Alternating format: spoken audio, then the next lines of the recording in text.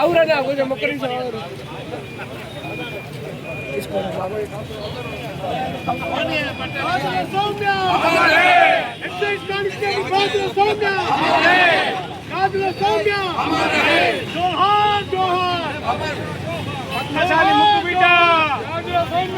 పద్మశాలి ముద్దు బిడ్డ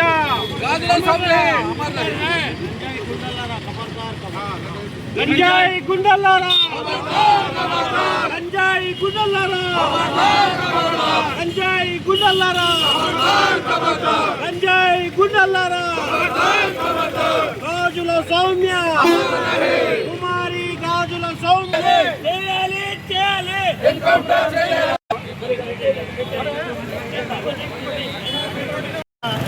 మాధవ్ నగర్ వద్ద 6:30 గంటలకు సాయంత్రం 6:30 గంటలకు ఎక్సైజ్ గంజాయిని స్మగ్లింగ్ చేసినటువంటి కారుని అడ్డగించి పట్టుకోవడం వల్ల దాని ద్వారా స్మగ్లర్లు ఆమెపై నుంచి కారుని తీసుకెళ్ళి ఆమె కిడ్నీలు ఖరాబ్ అయిపోయింది.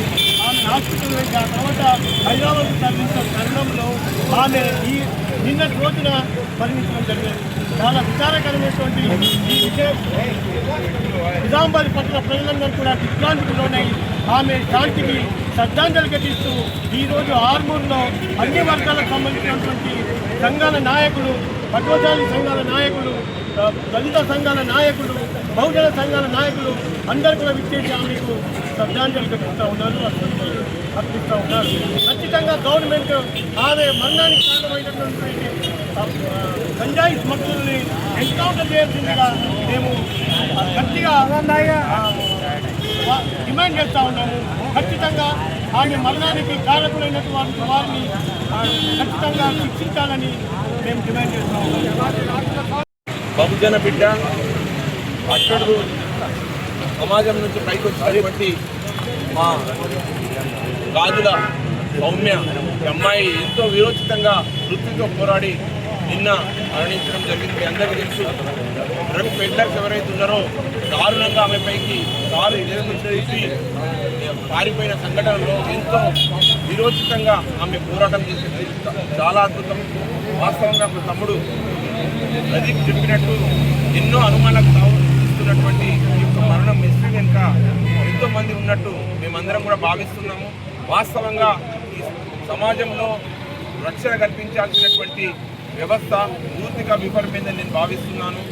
మా ఈఆర్ ఫౌండేషన్ తరఫు నుంచి ఆ అమ్మాయి సౌమ్య, మా పద్మశాలి ముద్దుబిడ్డ అయినటువంటి తను ఎంతో కష్టపడి ఆ స్టేజ్కి వచ్చి తను ఎక్సైజ్ కానిస్టేబుల్గా ఉద్యోగం సంపాదించడం కానీ ఆమె విధుల నిర్వహణల పట్ల ఎంతో శ్రద్ధతో ఉన్నటువంటి తనను బలి చేసినటువంటి అధికారులు కానీ లేక దీని వెనుక ఏదైనా హిస్టరీ ఉందా అనేది కంపల్సరిగా మినిస్టీరియల్ విచారణ కానీ శాఖాపరమైన దర్యాప్తు కంటే ఇంకా పై లెవెల్లో చేయాలని కోరుతూ, అలాగే ఎంతో కష్టమైనటువంటి రోడ్డు పైన మనం ఉంటూ వాళ్ళు ఎంతో ఫాస్ట్గా వెళ్తున్నా కానీ వాళ్ళకి ఎటువంటి ఆయుధాలు లేకుండా వాళ్ళను మామూలుగా అక్కడనే రోడ్లపైన ఒక అమ్మాయి డ్యూటీ చేస్తున్నప్పుడు వాళ్ళు అంత దారుణంగా రిక్స్ అలాగే కిడ్నీ పైకెక్కించి తీసుకపోవడం వల్ల ఈ గంజాయి మాఫియా కానీ గంజాయి వాళ్ళు కానీ ఎక్సైజ్ డిపార్ట్మెంట్తో పాటు ఏదో భావిస్తున్నాము.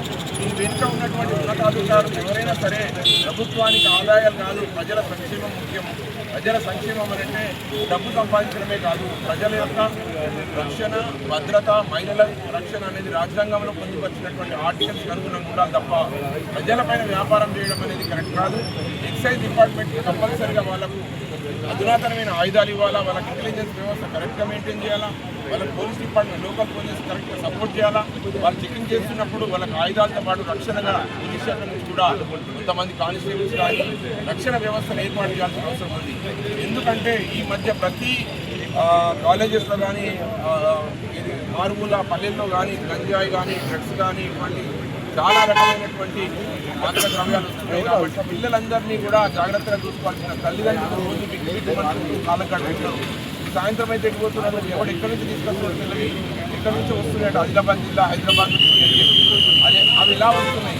ప్రభుత్వానికి సంబంధించిన ఇంటెలిజెన్స్ వ్యవస్థ ఏం చేస్తున్నది, వాస్తవంగా వీటిపైన ఒక నజరేసి కంపల్సరీగా వీటిని నిలదొక్కాల్సినటువంటి ప్రభుత్వాలు ప్రజలు యువత జీవితాలతో ఆడుకుంటూ ఒక నిండు ప్రాణాన్ని బలి చేసుకున్నటువంటి మా యొక్క బుద్ధు బిడ్డ అయినటువంటి సౌమ్య, అలాగే వారి కుటుంబానికి డబ్బులు ఇచ్చినా కానీ ఇంకా ఉద్యోగం ఎవరిచ్చినా కానీ ఆ పోయిన ప్రాణాన్ని తిరిగి రాదు కాబట్టి ఖచ్చితంగా ఆ దోషులను కఠినంగా శిక్షించేంత వరకు వారిని ఎవరైతే కాపాడుతున్నారో వాళ్ళందరినీ కూడా కోర్టు ముందటి లేదంటే పోలీసుల దృష్టికి కంపల్సరీగా తీసుకురావాలి. అలాగే వారిని శిక్షించేంత వరకు మా యొక్క పోరాటం కానీ మా యొక్క దళిత నాయకులైనటువంటి బహుజన నాయకులైనటువంటి ప్రదీప్ గారు, ఇక్కడ ఉన్నటువంటి మిగతా నాయకులందరం కూడా పార్టీలకు అతీతంగా, మతాలకు అతీతంగా, కులాలకు